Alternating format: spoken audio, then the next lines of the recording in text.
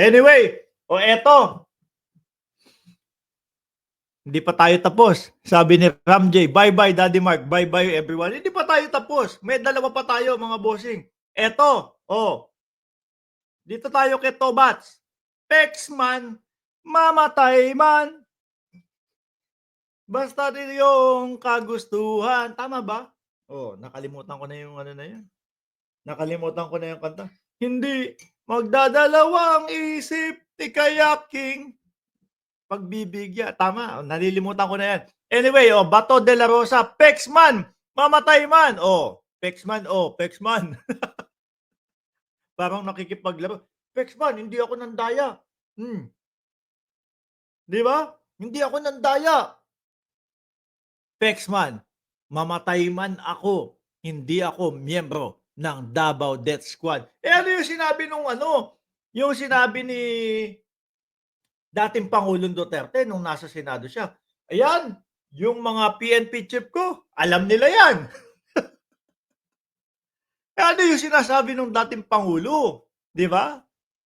Sabi niya dito, hindi daw siya miyembro ng Davao Death Squad. Ano yung sinasabi? Yung mga reward din. Yun din, itinatanggi din ho nila yun, mga bossing, no? Gigil na deklara ni Senator Ronald Bato de la Rosa habang nagmumuwestra ng krus sa kanyang leeg. Pexman! Pexman! Ibang klase ka talaga, Tobats. Eto pa, may isa pa. Same din. Alam ko, parehas lang ng interview to eh. Yung Mary Grace Piatos, gustong ipagtanggol ni Tobats. Mga kababayan, ay naku, nandyan na din pala si Pia, 12131 Squad Forever. Shoutout sa inyo. Ayan, si Ma'am Pia, shoutout sa iyo, si Ma'am Mabel Kinjo, at nandiyan din si Beauty, kaya naman ganadong-ganado si Chi, no, sa araw-araw nating mga live dahil nandiyan ang mga naggagandahan na mga viewers natin. Eto, Mary Grace Piatos, ididepensa ni Senator Bato de la Rosa. Kung yung Office of the Vice President, hindi nila alam kung paano ididepensa to. Ito si Bato, humihirit. Mukhang mas alam niya yun. Sino nga daw si Mary Grace Piatos? Idinipensa ni Senator Bato de la Rosa. Tanong nga tayo sa Davao daw. Kung sino yung Mary Grace Piatos. Maraming Piatos diyan sa Davao. Ayan. Maidepensa lang. Madaming Piatos diyan sa Davao. Oo, mamatay ako. Lupa doon sa likod ng City High, lupa yan ng mga Piatos. Punta ka sa Bunawan, may mga Piatos dyan. Sino kaya ngayon talaga yung Mary Grace Piatos na yun? Bakit doon sa PSA, walang makitang record si Mary Grace Piatos? Di ko lang alam kung sino si Mary Grace, ha? Giit ni Senator Ronald Bato de la Rosa. Ngayon, sa pagtatanggol ni Bato, mga kababayan, gustong i-justify na meron talagang Mary Grace Piatos habang sinasabi niya ito, pagkatapos niyang sinabi na meron talagang mga Piatos at gustong paniwalain yung mga viewers, ang kasunod niyan, sabi dito, giit ni Senator Bato de la Rosa kay Karen Davila na tawa ng tawa. Miski naman mga kababayan, kung ako ang kausap ni Bato, one-on-one, tapos ganito yung mga sinasabi ni Tobats, matatawa na lang din ako eh. Kasi po, ano yung mga nakikita natin sa balita? Yung mga investigasyon po ng mga congressman, mga bossing. Walang Mary Grace Piatos, hindi nag-e-exist pati po sa PSA. 'Di ba? Walang mga Kokoy Villamin. At hindi lang po 2 tao. Nung unang check nila, pag-imbestiga, 400 yung sinasabi nilang wala sa PSA. Sumunod na mga araw, 1,200 yung wala ding record sa PSA. Paano yun? No? Sabi ni Vance Fire, eto, madami, ayan, may kakampi na si Bato dito. Tingnan nyo, sabi ni Vance Fire, Madaming piatos dito sa Ilocos Sur, Boss Mark, lalo na sa grocery store. Tama nga naman ano? Siguro dapat sinabi na lang ni Bato, doon sa may SM, naku madaming piatos dun. Oh, nandoon si barbecue, nandoon si cheese flavor, nandun yung spicy, katabi nga niya, si Bicat, 'no? At nasa likuran niya si Mr. Chips, pambansang nanay survivor, shoutout po sa inyo. Sino pa? At, eto si Piatos pinarehuhan pa nino, ni Situ. So, kilala niyo si Situ? Masarap na inumin 'yan, oh, 'di ba? Si Piatos at si Situ magkasamang nagsine. Ewan ko na lang ho, mga kababayan, kung ano pa ang ilulusot nitong mga DDS na 'to. Eh, paulit-ulit na ho, sa balita mga kababayan, hindi nag-e-exist yung Mary Grace Piatos. O let's say, sige sabihin natin na yung Mary Grace Piatos, naidepensa nila.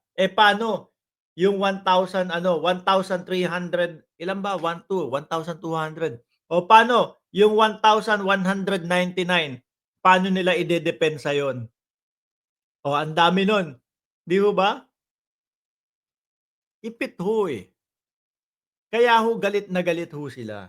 Kaya po ang ating Vice Presidente, talagang siguro sama-sama na ho sa utak ng ating Vice Presidente. Paano ko ipapaliwanag sila Mary Grace Piatos?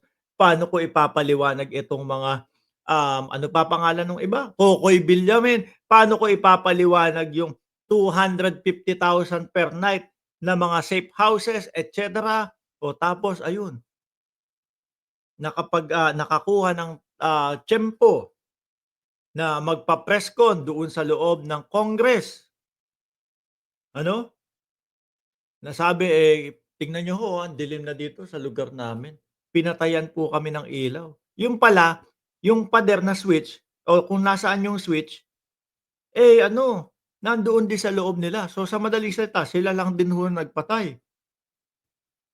Dahil sa nag-ipon-ipon na ho sa utak ng Vice Presidente lahat 'yan, ayun, 'pag may nangyari sa akin, PI ka Bongbong Marcos, PI ka Lisa Araneta Marcos, PI ka, um, si Martin Romualdez. 'Pag may nangyari sa akin, may inutusan na ako, ipapapatay ko kayo, 'no. Huwag kayong tigilang patayin, hagilapin. Umabot na ho sa puntong gano'n mga bossing. Sabi ayun nakita na ni Bernard, Hunyo kung nasaan si Mary Grace Piatos, ayun. Mary Grace Piatos nasa tindahan namin. Ay naku. Ano, okey, okey, eto gusto ko yung may mga ganyan. Kaya walang record sa PSA kasi alias yan or code name ng mga informant ng intel officers 'no. NPA nga nagamit ang alias para hindi nila NPA ba sila? So, NPA ba 'tong mga 'to? NPA nga, nagamit ang alias para hindi sila makilala ng mga AFP. So, sila NPA sila, kaya sila gumagamit ng alias? May paliwanag din diyan, 'di ba? May paliwanag din diyan. Ano paliwanag diyan? Puwedeng gumamit ng alias. 'Pag gumamit ka ng alias, may hiwalay na envelope 'yan, 'no? May hiwalay na pagpapaliwanag 'yan kung sino yung alias na nakasulat doon sa unang envelope. Nandito yung pagpapaliwanag. Para mahahagilap pa din kung sino yung pinagkagastusan, kung sino yung binayaran. Hmm, baka nga NPA sila, kaya alias lang na hindi kaya at hirap na hirap ipagtanggol ng Vice Presidente kung sino yang mga 'yan, hmm? Aba, nandiyan na din pala si Ma'am Opel, Christian Bom at si Ai Chang o si Ma'am Brenda Barton din. Paano 'yun? Wala yung pagpapaliwanag ng Vice Presidente about sa mga 'yan. Hindi naman po puwedeng, "O sige, alias okey lang sa COA 'yan, pinapayagan nila 'yan."